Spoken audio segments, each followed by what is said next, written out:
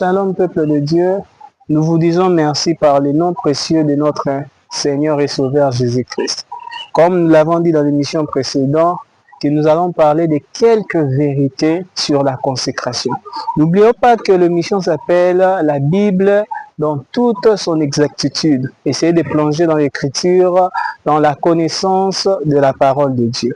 La fois passée, nous avons parlé de la consécration, mais nous avons parlé de la consécration par sa définition. C'est le fait de se donner volontairement à Dieu selon Romains 12, verset 1er. C'est le fait de donner à Dieu comme Anne avait fait avec sa main. Je peux même ajouter que la consécration, c'est le fait de mettre à part, de mettre de côté, rendre sacré, etc., etc. Loin de moi la pensée de donner toutes les définitions sur la consécration, mais je pense que le Saint-Esprit peut bien et bien nous enseigner par le biais de la parole de Dieu. On parle maintenant de quelques vérités sur la consécration. La première vérité, c'est de savoir que la consécration est une décision ferme. Quand on parle de la décision ferme, c'est-à-dire que quand on voit la consécration, il y a la décision de l'homme. L'homme est appelé à décider par rapport à plusieurs choses dans la vie. Il a la décision sur le choix du conjoint ou de la conjointe. L'homme a la décision sur la faculté. Il a la décision sur les habits, sur la couleur. Mais il y a aussi une décision qu'il faut ajouter, c'est la décision de la consécration. Quand vous lisez la parole de Dieu dans le livre de Daniel 1, verset 8, on dit « Daniel résolut de ne pas s'essuyer par le mets du roi et le vin dont le roi buvait. Il pria le chef des eunuques de ne pas l'obliger à s'essuyer. Il résolut. » Dans d'autres versions, on parle « Daniel décida ». Daniel prit la ferme résolution de ne pas s'essuyer. Pourquoi ? Parce que n'oublions pas bien dans le Seigneur que Daniel c'est un consacré. Et en tant que consacré, il devait prendre la décision de ne pas s'essuyer parce que le viande était sacrifié aux idoles. C'est pourquoi il a demandé à ceux qu'on puisse lui donner seulement de légumes. Pourquoi? C'est ça qu'on parle de la décision ferme.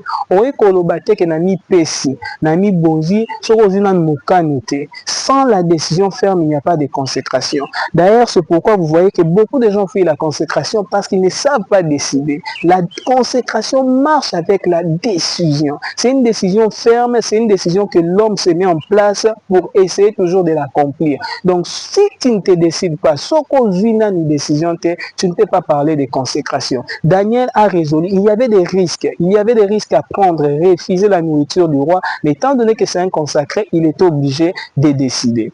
Et deuxièmement, si on parle de quelques vérités rapidement toujours sur la consécration, nous pouvons dire que la consécration est volontaire. Dans le livre de 2 Corinthiens 8, verset 5, la Bible est claire. Il dit, ils se sont d'abord donnés eux-mêmes au Seigneur, puis à nous. D'abord eux-mêmes, c'est volontaire. On n'a pas mis de pression. Au moment où tu ne peux pas le faire avec perfection. Même si tu le fais, mais tu n'auras pas vraiment le sentiment de bien le faire. Pourquoi? Parce que cela ne émane pas de ton cœur. Et même ils se sont d'abord donnés à Dieu et puis à nous. Avant on mit paix à un pasteur, avant on mit paix à une église, tu dois d'abord te donner à Dieu. Mais cela doit être volontaire. Sans la volonté, sans pourtant mettre de ton tien, donc de la volonté que cela émane de toi, on ne peut pas parler vraiment de la consécration. La consécration marche avec la volonté. Tout ce qu'un homme fait en dehors de la volonté, peut-être il fait pour plaire à son père. Pour maman, l'obi qu'il faut au sandela. Pour papa, l'obi qu'il faut au sandela. Pasteur a insisté trop. Mais jusqu'à présent, il ne s'est pas donné. C'est pourquoi aujourd'hui nous avons des chrétiens, bien qu'il est chrétien, mais il n'est pas consacré. Pourquoi? Parce qu'il n'a pas encore appliqué sa volonté dans ce qu'il est en train de faire. Les Corinthiens avaient placé la volonté, ils ont marqué la volonté. C'est quoi l'apôtre est en train de dire? Ils se sont d'abord donnés eux-mêmes. Bien aimés, vous savez, hein, pour donner, il faut d'abord se donner. Et pour bien donner et se donner d'abord, cela doit partir de la volonté de l'homme. Si tu manques la volonté, tu ne peux pas te donner.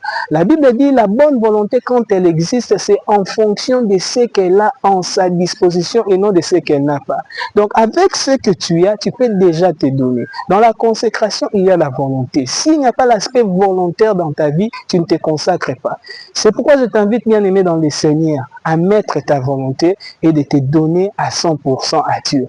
Parce que si tu ne mets pas ta volonté, peu importe les prédications, peu importe ce qu'on peut te dire, ce que tu la volonté, ce que tu ne peux pas te consacrer à Dieu. Toi qui nous écoutes, de partout tu nous écoutes, je t'invite à mettre la volonté, à décider et de te consacrer à Dieu. Ce qui sera de notre part, comme l'apôtre dit, un culte raisonnable. Que Dieu nous bénisse. À la suite. Merci beaucoup.